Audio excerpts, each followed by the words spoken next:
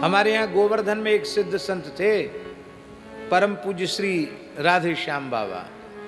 भगवान का साक्षात दर्शन उनको हुआ था। अच्छे संत थे, बहुत पवित्र रहते थे। तो धूना पर बैठे थे और एक कुत्ता वो पता नहीं कहां से परख गया, वो बार बार आ जाए वहां। तो फिर मस्तराम, उनका एक चेला था, उसका नाम था मस्तराम। नाम तो कुछ और होगा, रामदास नाम होगा, पर नाम उसका मस्तराम था। मस्तराम मस्त रहते थे, भोले थे, गुरु महाराज के बड़े निष्ठावान थे। मस्तराम, हाँ महाराज, क्या करता? देखो भगाओ उसको। भगाते, फिर कहते चौका लगा, तो गैया के गोबर से लीपते, चौका लगाते। अब चौका लगाते लगाते 20 बार बेचारे ने चौका लगा, अब वो बार बार वहीं आ जाए। अब जितनी बार आए उतनी बार गोबर से लिपुआ में, धुलवा में, चौका लगवा में, धूना पर।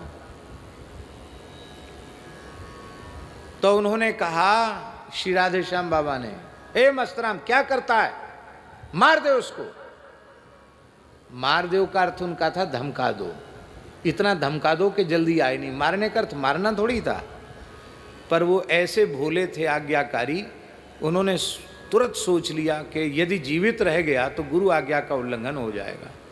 इसलिए ऐसा डंडा जमाया कि एक डंडा में ही कुत्ता च्यूं में कुछ नहीं बोल पाए, एक में ही जय सिया राम पधार गया।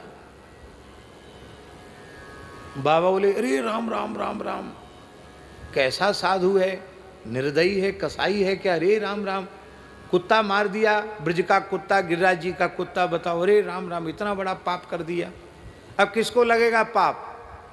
तो मस्तराम ने हाथ जोड़कर बोला, गुरु जी हम न पाप जानते हैं न पुण्य जानते हैं, हम तो आपको जानते हैं, आपकी आज्ञा को जानते हैं। आपने कह दिया था कि मार दो, मतलब जिंदा न रह जाए, तो हमने इस ढंग से मारा कि ताकतवर तो थे, मस्त थे, एक डंडा में ही। बोले अब क्या होगा? तब बाबा रोने लगे, भगवान से बोले कि भोला साधु है, इस पाप के कारण इसका पुनर्जन्म न हो, क्योंकि इसने मेरी सेवा की है, आप इसको परम कल्याण करना।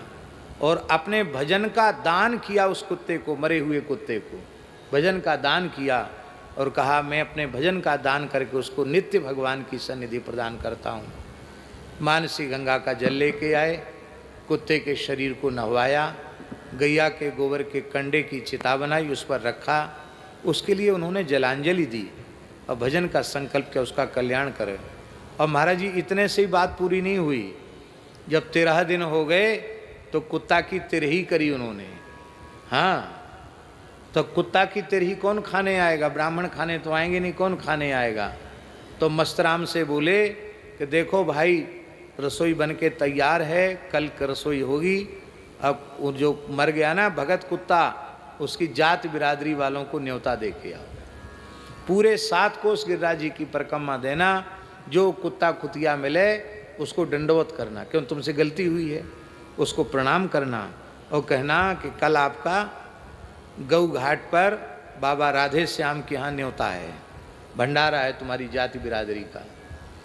आप विचार कर सकते हैं क्या संभव है कि कुत्ता न्योता खाने कहीं चले जाएं, पर महाराज जी 7 कोस के कुत्ते न्योता खाने आए। अद्भुत लीला थी, चमत्कार था। और कुत्तों ने बिना लड़ाई झगड़े के, कोई राग द्वेष नहीं कुत्तों में, सबको पत्तल डाल करके उन्होंने पंगत कराई। अब चेले ने प्रणाम किया, खुद ने प्रणाम किया, कहा प्रभु ये भोला है, इसका अपराध क्षमा करना, आपके भाई को इसने मार दिया, आप क्षमा करना, आप प्रसाद पाके जाओ। बोले मस्तराम अब तुम तो विचार नहीं करोगे, हमारी समझ में आ गया, अब हमको सावधान रहना पड़ेगा कि मस्तराम को मैं आज्ञा दूं कि न दूं, फिर कभी किसी को मार देगा तो फिर आफत